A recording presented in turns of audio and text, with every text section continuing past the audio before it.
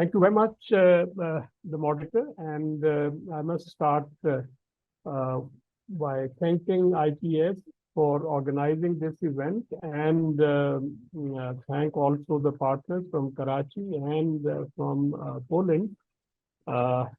With Poland, my first introduction was in 1992 when I was doing my PhD in sociology from France, and I traveled from Paris to Moscow via Warsaw. And could see the transition happening. Then I was Pakistan's economic minister to EU in Brussels, and there, both in Warsaw and Katowice, I attended sessions which made me aware of the developments that Poland had witnessed over the past many decades, and particularly the vitality of Polish policy community and academia. I am also aware of the efforts being done in Poland on what is called Christian economics. So I've been watching these developments, and when I was invited by IPS to participate in this conference on a very important topic, I happily and instantly agreed to it, because this is a topic which is extremely important in the contemporary world and for the future of humanity. And speaking of Pakistan, a future for Pakistan also. Now, the word civilization has been used in the title, in the abstract, and the general message that one gets is that the word community, the major countries of the world find themselves in one such stage that is marked by a major strategic, geo-economic changes.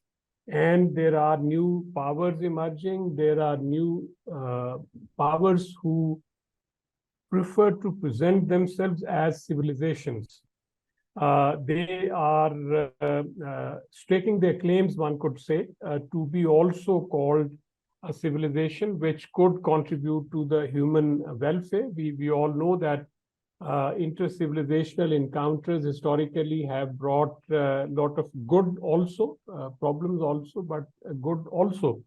So in that context, I look at the situation these days as a situation where the Western civilization, Western power, globalization is not only being challenged by newly emerging powers, this so-called polycentric world, but there is a strong internal critique also of the Western civilization and globalization.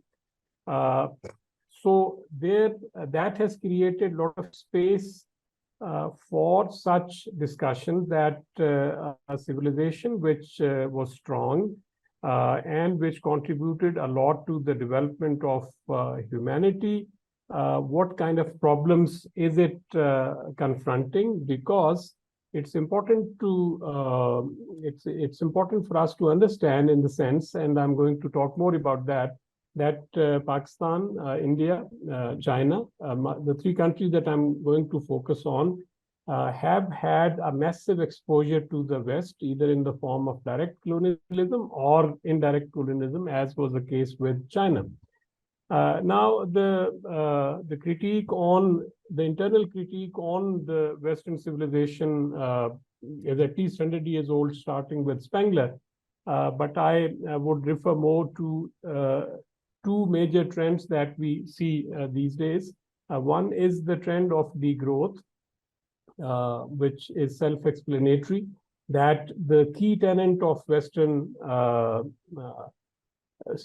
civilization, you can say, which was the maximization of profit, is being challenged there, and the limits of capitalism, one can say, again, a foundation stone of the Western civilization, limited by ecological justice. And then the inward-looking realities of the West in the form of homeland economics by US, for example. But I think the most, at least what I like more, is the critique by Piketty, Thomas Piketty, on the system of governance that the West has given to the whole world, which is being followed here also in Pakistan. The neoliberal system of governance, that is wealth inequality.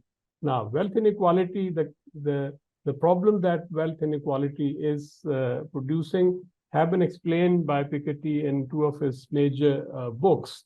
And the major insight that I derive from him is that it is not, the human welfare is not about the economic policies. It is about politics. So having said that, now what kind of legacy West has left in our countries? So in order to make a comment on the civilizational condition in China, India, and Pakistan, I have, while preparing my talk, I have studied many theories of civilization, so to speak. We all know Fukuyama, Huntington, Spengler, Toynbee, etc. But I could find only one theory of civilization which has the interstate relationship as a normative constituent of the theory.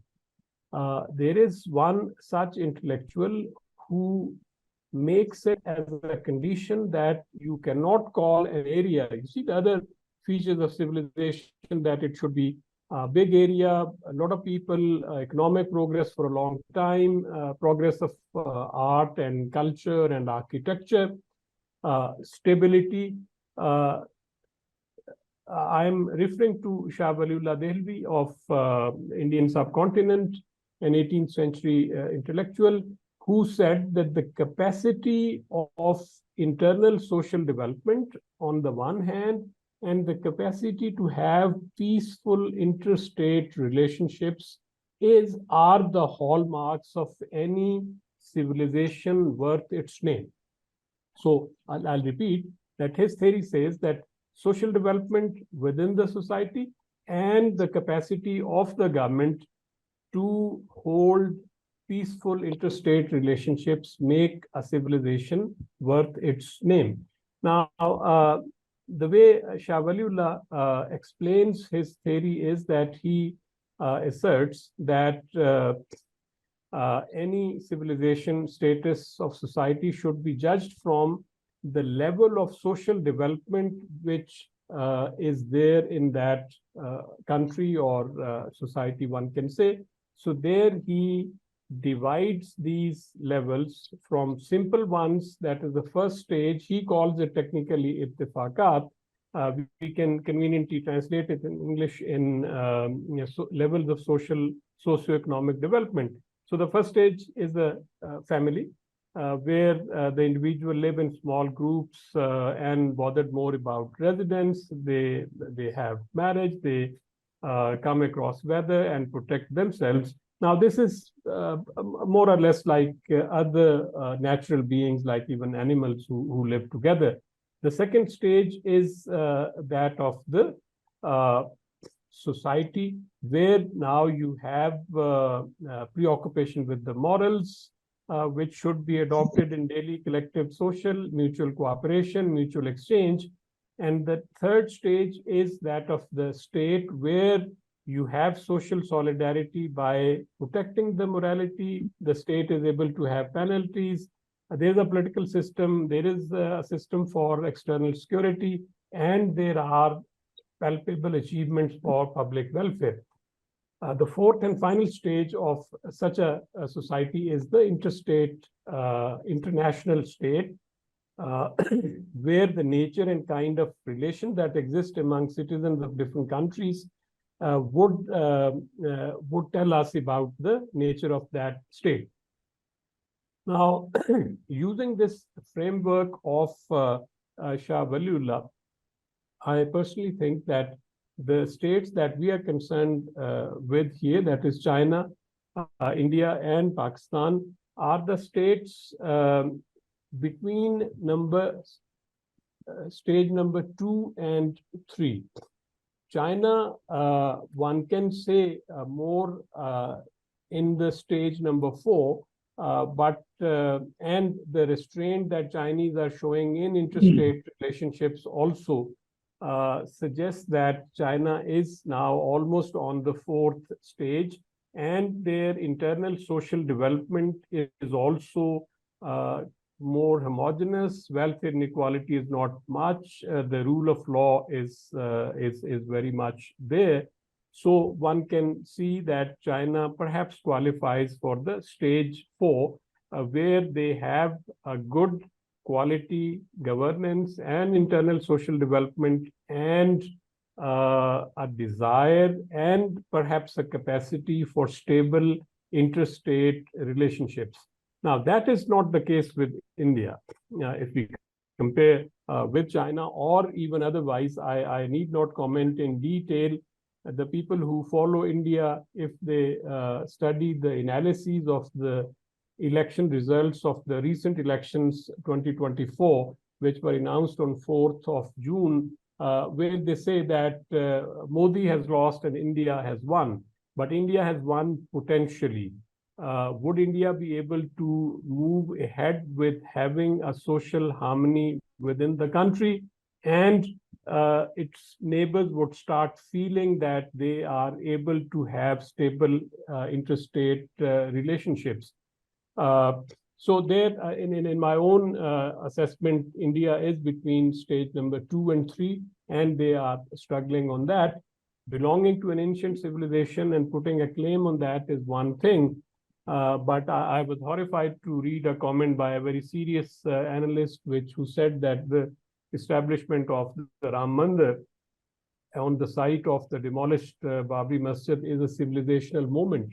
So if we put this in perspective, I think we can clearly draw this conclusion that things are not that good.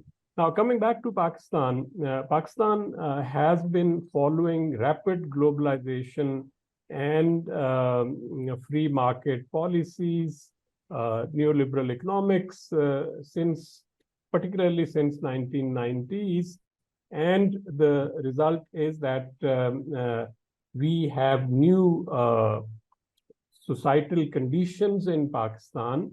For example, we have market civilization with deregulation, and market civilization without standards. I'm aware of my time. I would not go into the details, but perhaps in question answer session, that Pakistan now has a market civilization, which basically means that even in a distant village, you can have the consumption habits which are leveled, which are similar.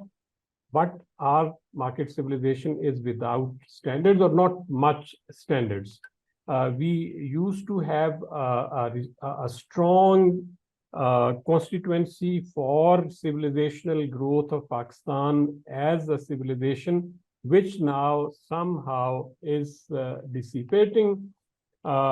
Recently, Pakistan's leaders from different areas like business, like politics, like media, they have coalesced into one coherent group, which is ruling. Pakistan has grown a big time fun culture among the youth, and the dominant